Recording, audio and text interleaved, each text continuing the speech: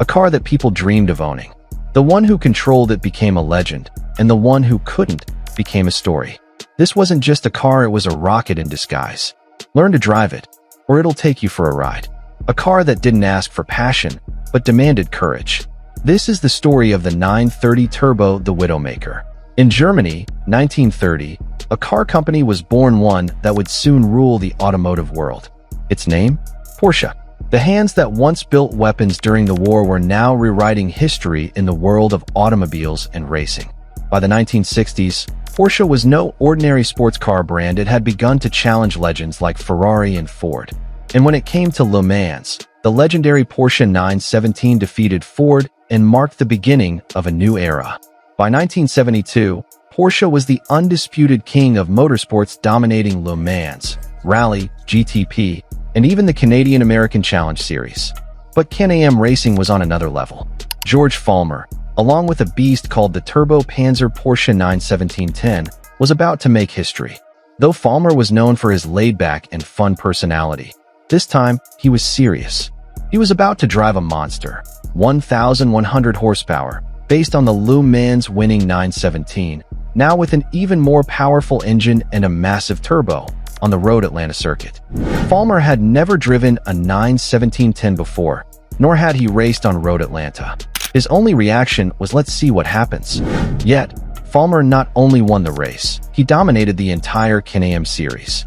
The impact was so great that the Can-Am Association banned the 91710, and eventually the whole series was shut down. Porsche realized they'd created a monster. With Can-Am behind them, Porsche turned to conquer the world. They shifted their focus to Grand Touring Championships, GTC, and Group 4 racing, but there was one problem: homologation. To race in Group 4, you had to sell 100 road-legal units of the same car to the public. And thus began the story of a monster, a car that refused to be tamed by ordinary people. The 911 was already a perfect sports car, but the issue? It wasn't fast enough. Porsche didn't see that as a problem. They took a 3.0L engine from the Carrera RSR, one of the most powerful of its time. A bold engineer, Dr. Ernst Furman, simply said, "To hell with the world. Strap a turbo on it and give it massive power. Whatever happens, happens." That much power on a 911 chassis was insane. So Porsche widened the rear axle, added a wing to the engine cover, strengthened the suspension and brakes. But even that wasn't enough to tame the monster. In 1975, Porsche launched it for the public, the 911 Turbo, or the 930.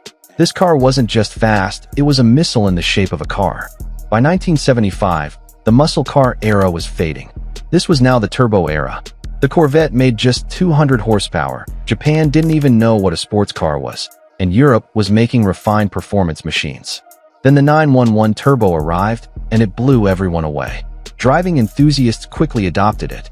Legends like Mario Andretti, Walter Röhrl, and Jackie X proudly owned the 930 and said they felt like Chuck Yeager when driving it.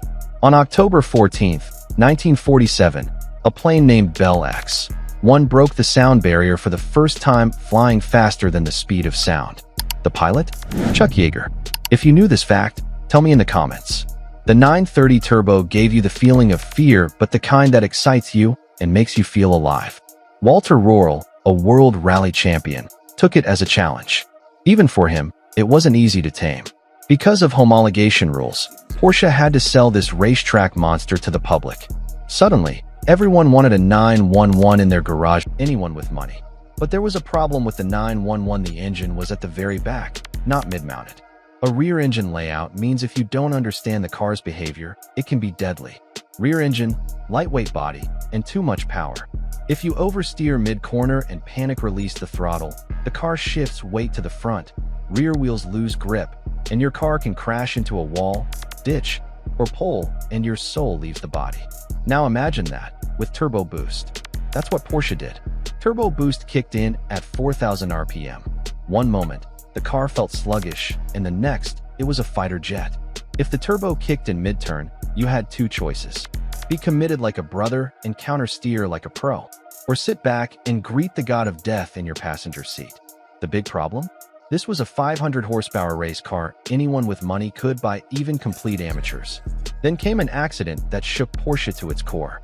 The Cynthia files. To impress her boss, Cynthia took her husband's 930 Turbo for a spin.